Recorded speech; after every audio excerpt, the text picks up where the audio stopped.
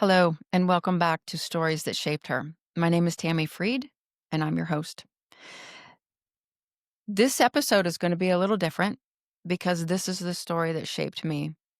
Truly, who I am today, the woman that I am, the reason why I started this podcast. It's my story. It's very hard to tell, even though I have spoken about it several times with friends, my family, my husband, my children. Um, I am going to insert a trigger warning here. This concerns childhood trauma. If this is not something that you care to listen to or that you cannot listen to, please just stop now and move on with your day. The reason why I wanted to start this podcast is because of my story, and that story shaped the person that I am. I have often asked people when they had a traumatic event or when they had something happen in their life and they've gotten to the other side, would you go through that again to be the person that you are today? Or would you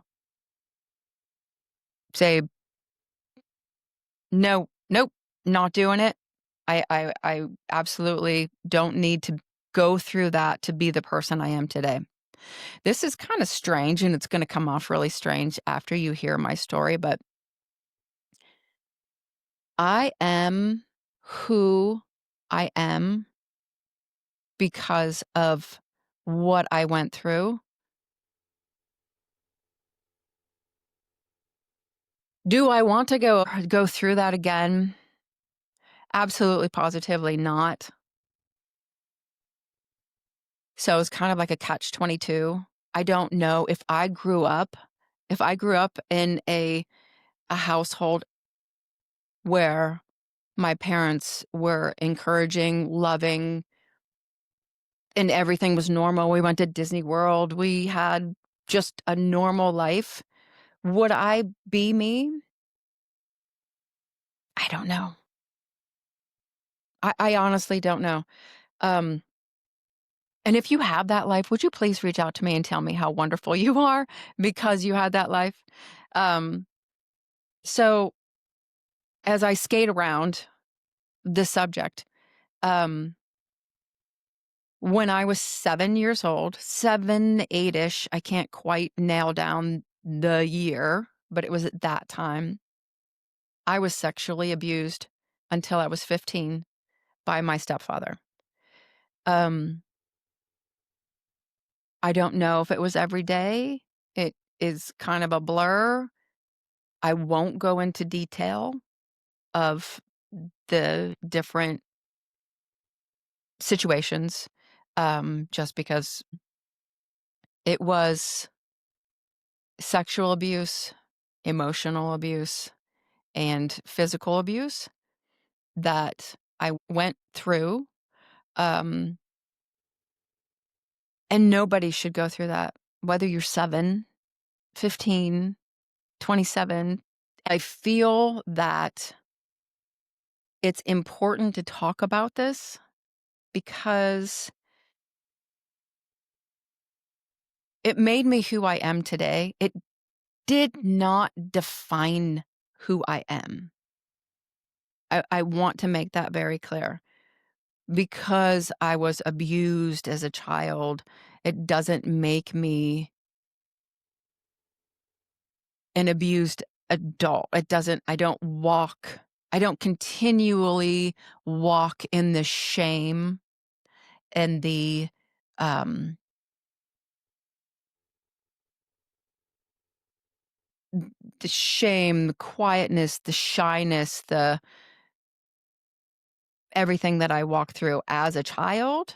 Now, I feel, and again, this is why I started this podcast, is to let people know that whatever trauma that you went to does not define who you are. I am a very strong, resilient, self-confident person. Sure, at times I have my moments, but I think everyone does.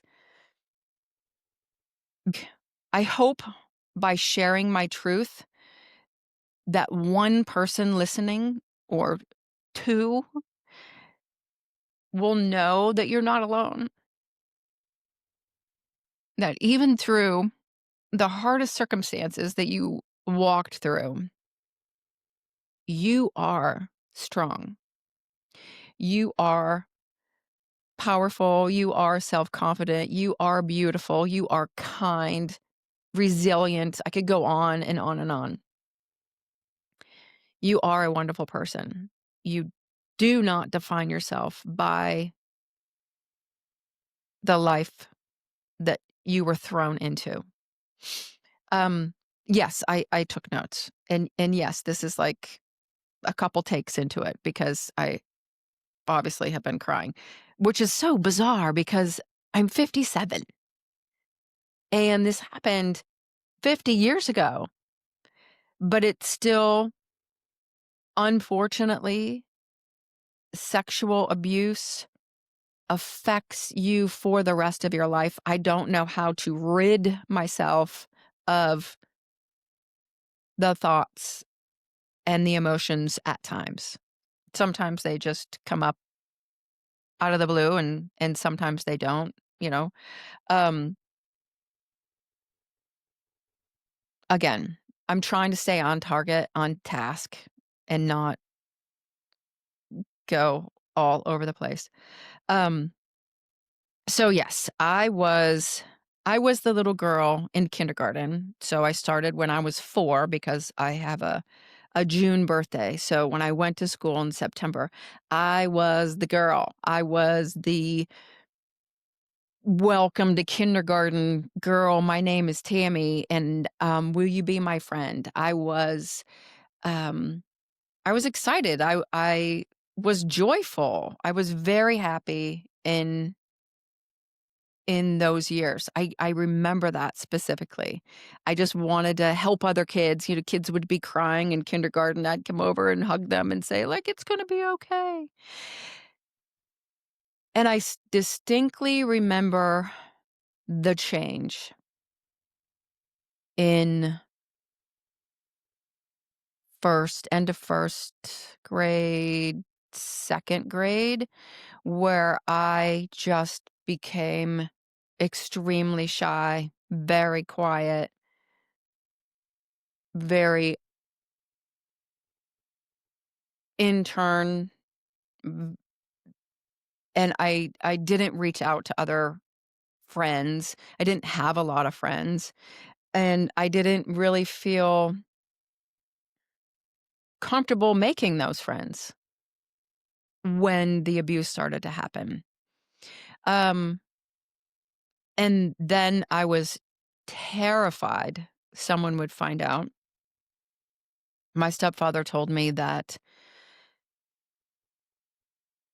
everyone would hate me if they found out. If I told anyone, they would not love me anymore, that I would be taken away, um, that this is very hard. Remember, 7. This is how you showed love to your father at 7. Those were his words. You're a child, you believe that, but you knew down in the pit of your stomach that that's not true. But you're 7. And I remember my very good friend, and I wondered, and I thought, well, maybe this is what everyone goes through. Maybe every girl grows up and this happens to them, and this is how you learn to show love, and everyone is scared and shameful and hides in the closet to get dressed, that everybody goes through that. But I knew even at that young age that that's not true. Um, because I would see my very best friend or my very well, at that time, I guess she was my very best friend, interact with her parents, and her dad was amazing, and her mom was wonderful, and the interactions that both of her parents had with their siblings was not what I was experiencing, so I knew that that really wasn't true, that this wasn't right, and I knew that children weren't to be brought up in shame, and children weren't supposed to be this scared. Um, it was very difficult. We would go to church every Sunday, and it I heard one time, one passage, and I think I was older. I think I was, like, early teens, somewhere around there, and my Sunday school teacher said, "Before you're born, God has your whole life planned for you. You won't have to worry about anything. God has your whole life planned out for you." And sat there at that table surrounded by, like, all these other children, preteens, and I don't know what they were thinking. I mean, I don't know if they were thinking like, "Yes, I'm gonna be that football star. I'm gonna play in the NFL." I don't know if my friend, was gonna be like, "I am going to be the princess that marries Prince Charming and lives happily ever after." I have no idea what they were thinking, but what I was thinking was, "WTF? Like, really? You planned this? You planned Lord, if you planned my life, and here I am at 12, 13, 14 years old, wondering, like, WTF?" I don't think I swore back then. Maybe I did, I don't know. Um, but I stopped believing in the higher power because I thought, "How on earth could the Lord Almighty pick this life for me?" It never made sense. And when later on in my life, I, um I was probably early 20s, it was around the time that I had met my husband. I decided that I don't believe in God. In fact, I professed it to him when we first started dating. I'm like, "I don't know what you're thinking, but I don't believe in God."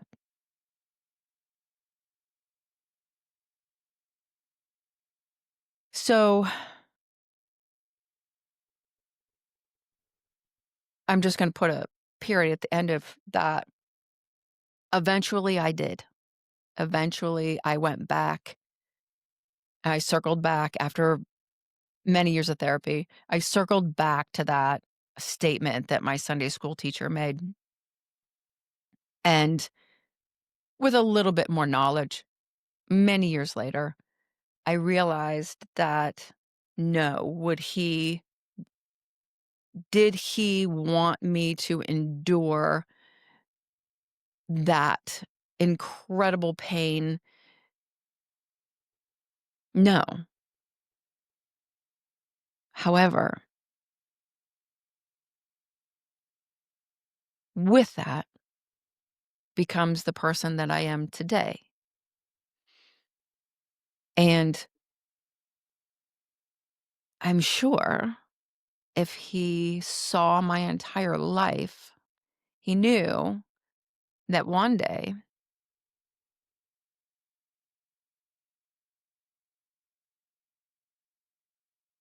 by walking through that path that I would too help other women, other people in their lives. Maybe I'll go on and be like some, I don't know, wonderful. I am. I am that wonderful person. I want you to come in and share your story. Um, and this is why. Because we don't walk a path without it shaping who we are. And I just cannot believe that my legacy isn't more than what it is. Even though I've helped many hundreds of women in my health and fitness career gain confidence and strength and powerfulness through their life, I feel like I can do more and I want to do more. Um, so we're going to go back. I'm not going to redo this again. You just kind of have to like hang on and listen to my story. When I was in ninth grade, I was in science class. I got a call from the principal of my high school asking me to come down to the principal's office. I wasn't a bad student. I wasn't great, but I wasn't a bad student. I rarely got in trouble. Um, but everyone was like, "Whoa, what'd you do? You're getting called to the principal's office." And that previous Sunday, I had a conversation with um, one of my sisters, and I didn't think anything of it. Went on to school. I got called into the principal's office, and there was my principal. It was a super great man. My sister and my aunt and uncle, who I loved to the ends of the earth. Wonderful people. Absolutely stellar, great, wonderful people. We're sitting there. And I knew immediately what this was all about. We went from there to, I think it was the CYS office in the little town that I grew up in, where I had to talk to the CYS people. And that was the beginning of the end of that horror of the horror that I endured for 8 years. But it wasn't the end. So I had to recount everything that had happened over the 8 years in detail. Um, which at 15, imagine like 15 back in the early 80s, we we're not that's not who 15-year-olds are today. Um, I went through all of that. At that time, then the state police came to my home and removed my stepfather from the home. Um, the town that I lived in was very, very, very small.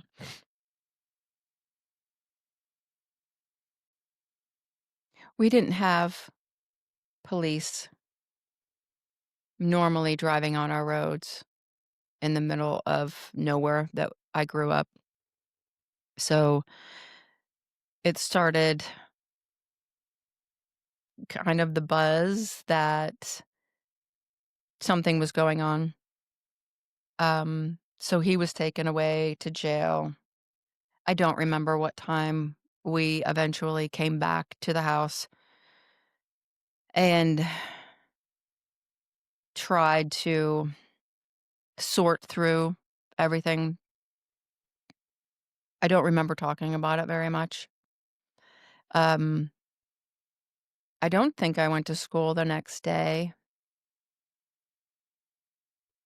Um, and I believe that my principal called my mom and said, you know, I could take as much time as I wanted to. I don't think I took that much time. I did come back. However, I came back. When I came back to school, um, and because I lived in such a small little town, it was back in the '80s when you had a police blotter, and in the police blotter was the arrest of my stepfather for sexual abuse. I graduated with 112 kids. Everyone knew each other. Everyone knew who I was and who my stepfather was. And there were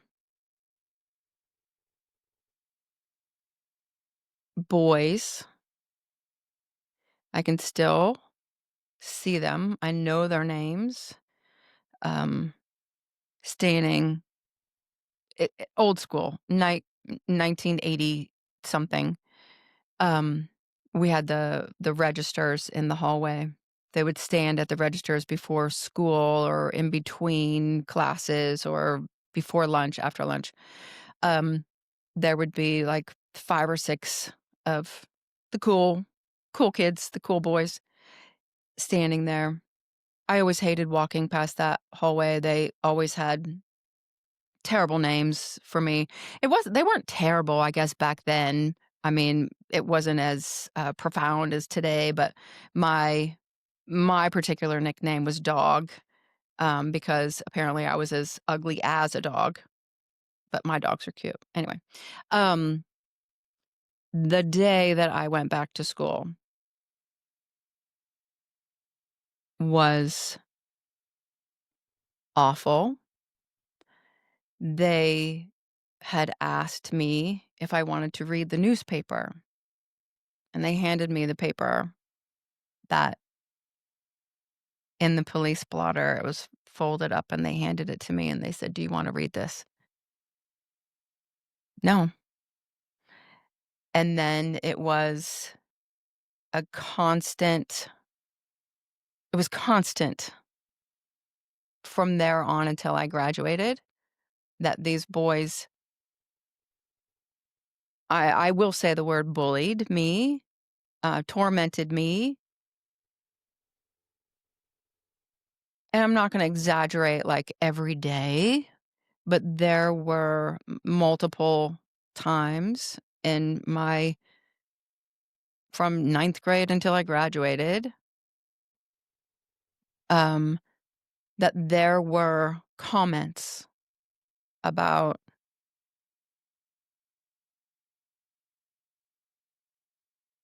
sex and how I can't get a boyfriend because of XYZ, and those boys and the situation and going to court and being grilled by, his attorney pushed me to the point of trying to take my life at 15 and a half. It was before I started driving, so it was before I turned 16.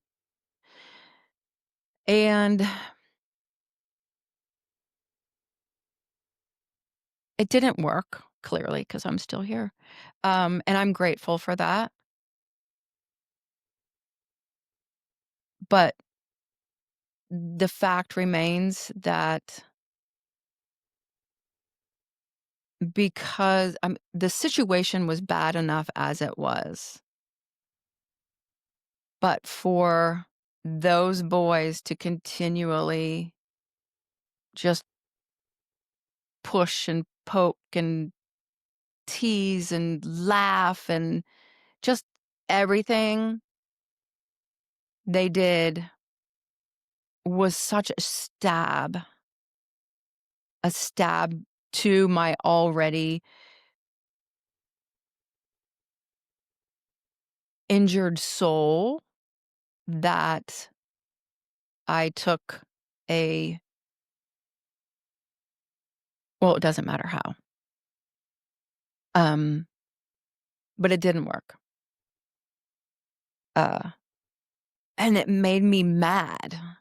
It made me mad that I couldn't even end my life. And I had to then be I had to then know that I failed. I failed at another thing. Miserably, I failed at another thing. As an adult, as a person looking back on that moment in my life, I thank you, Lord. Thank you for letting it fail, because I wouldn't have my children. I wouldn't be married. I wouldn't have my friends, and I wouldn't be doing this because I would be gone, obviously.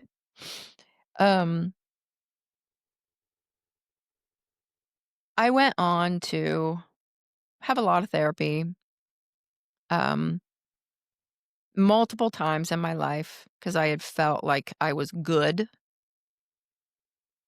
I'm good. And then you're not good. It's a continuation of um, self-reflection and self-awareness.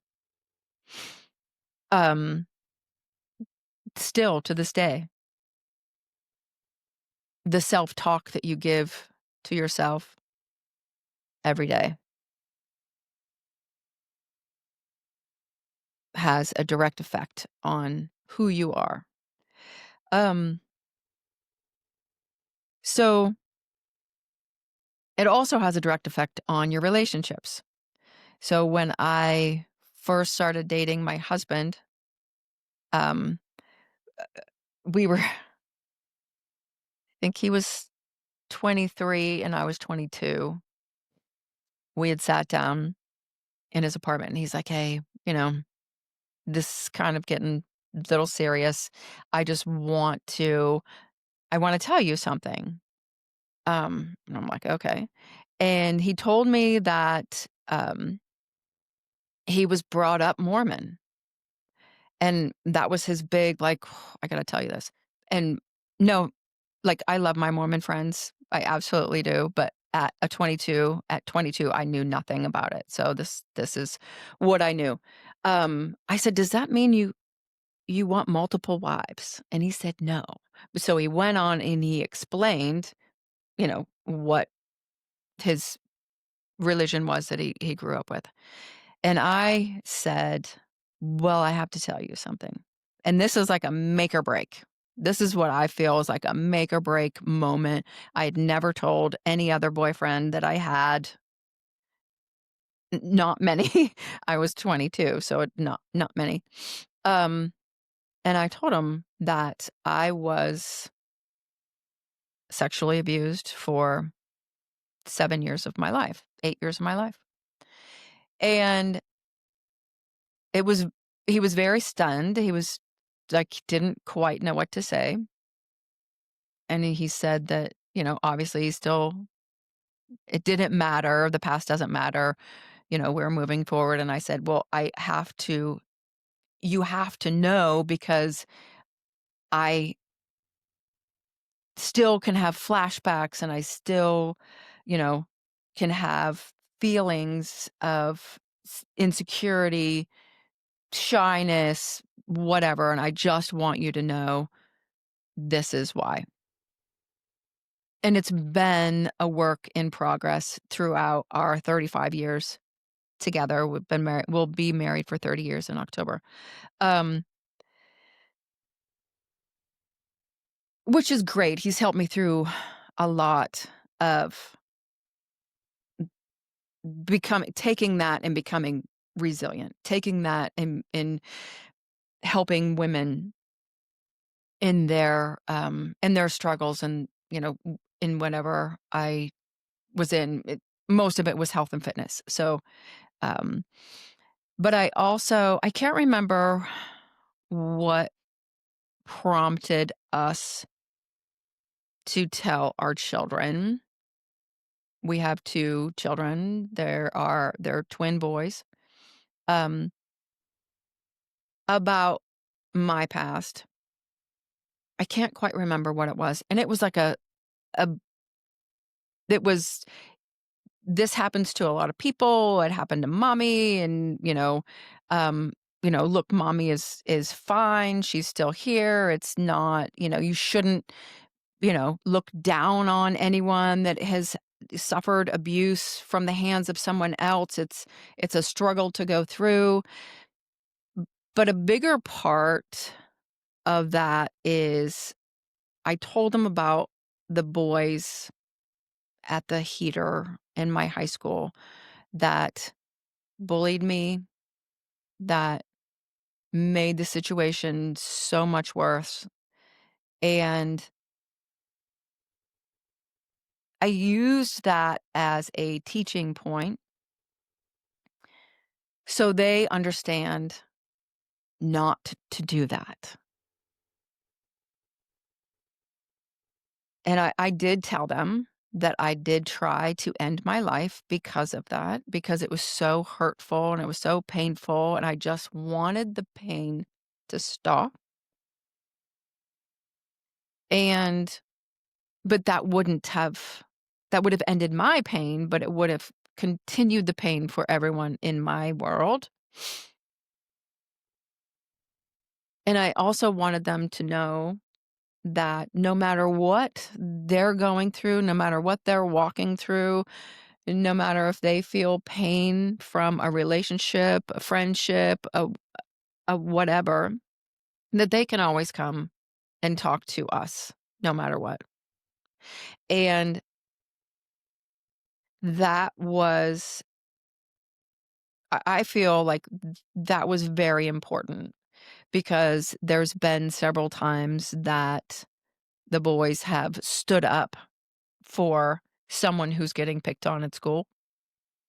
Um, there was a couple situations where they had friends reach out to them and say, like, "I'm afraid of my boyfriend." And then they would come to us and say, "Hey, this girl," and we talk through how to handle that and what to do. Um, for every situation that they have been in, I know that they've handled it well because of those conversations that we've had. Um,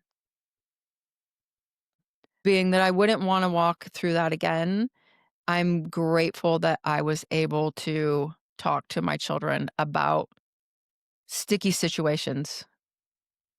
Sticky's not even the right word. Horrible situations that someone else could be walking through that you don't know they're walking through that. Um, the message that I want you to take away from my story is you are not the thing that you went through. You are not the abuse that happened to you. You can take that and turn it into resiliency. You can turn that into self-confidence. You can turn that into strength, and you can turn that into caring for other people that are struggling. Um,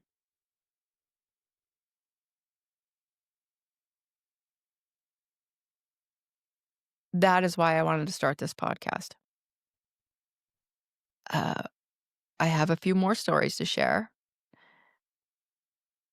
along the way, but I had talked about doing this for so long, and I'll tell you the reason why I'm like, "F it, I'm doing it now," is I enjoy I enjoy biking and walking outside. I live in the middle of nowhere, which I never thought that I would continue. I thought that I would move to a city, but I digress. Um, and I was walking on this back road, and I'm listening to a podcast, and someone was driving towards me, looking down on their phone. They didn't see me. They almost ran me over. And my first thought was, my God, if I died before I did this podcast, my close friends would go, "Oh my gosh, that's a shame. She always wanted to start a podcast to help other women. She always wanted to write a book, and she never did. And she never did. She didn't finish her legacy." That's why I'm doing this, because I feel that no matter what your story is, your story doesn't compare to anyone else's, doesn't compare to mine, mine doesn't compare to yours. It is who you are, and you can take that and you can put it to great use, or you don't have to. I wish that you would put it to great use, and I wish that you would reach your hand out and help somebody along the way. It doesn't have to be millions of people or 10 people, 100 people. It could just be one. If I could help just one person, then God knew what he was doing. The path that I walked wasn't for nothing. Um, so I want to leave you with this. Our past does not define us. We are more than the pain than we have endured. If you're listening today and carrying your own heavy story, or just a story, please know you're not alone. Healing is possible. Strength is possible. Hope is possible. This part of my life shaped me, but it doesn't define me. And I believe the same is true for you.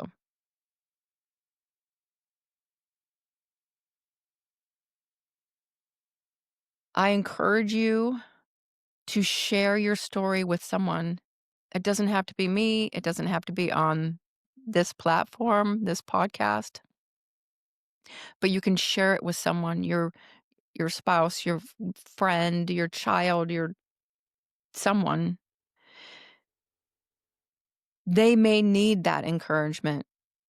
You don't know. And if you're a survivor, please know that there are resources and communities out there to support you. Um, we are not just what we've been through. We are who we choose to become. I will have the resources for survivors of sexual abuse in the show notes. Um, but also, um, I want to share some statistics with you, which were actually very shocking, not shocking to me, but shocking. 81% of women report experiencing some sort of sexual harassment or assault in their lifetime. 1 in 5 have experienced attempted rape or completed rape, which I was just in a room with 2 other women, and we were all victims of sexual abuse in different situations. So, nearly 44% of adult women have faced unwanted sexual contact at some point. Globally, 1 in 3 women have experienced physical and or sexual violence, whether from an intimate partner or someone else. The lifetime risk in the United States is about 1 in 6 women will experience rape in their lifetime. Approximately 15 to 25% of women experienced sexual abuse as a child. And why does this matter? 1, it's not rare. It's not rare and it's not isolated. Sexual violence affects a staggering amount of women worldwide. Also, you are not alone. You are not alone in the abuse that you suffered at someone else's hands. Reach out to me. Reach out to a therapist. Reach out to some of the resources that I will include in the show notes. Take something that is so vile and violent and turn it into strength and power within yourself, if not for other people. That's why I wanted to start this podcast. That's why I'm asking for other women to share their stories, because your story can help countless people. Countless people. It's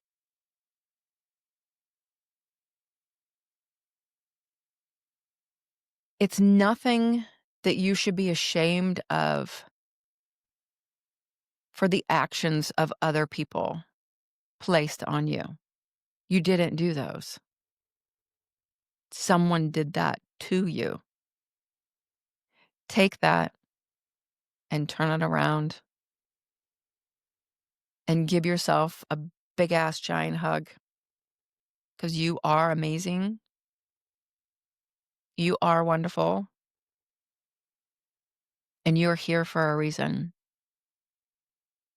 just as I am. Thank you so much for listening to my story. And until next time.